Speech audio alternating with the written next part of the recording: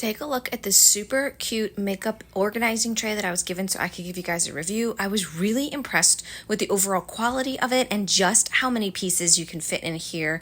I do have a lot of makeup. You know, you have your daytime makeup and then you have your date makeup, so that you have so many different things that you want to switch up but be able to have access to.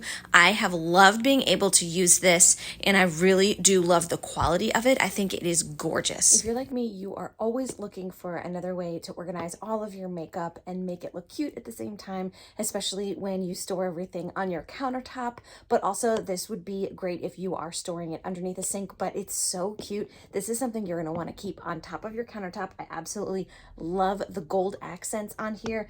The drawers are really easy to open and close. This is going to be so easy to be able to clean and just wipe down, but keep everything organized and exactly where I want it. So it just helps my makeup routine, my skincare routine go even faster every morning and every evening.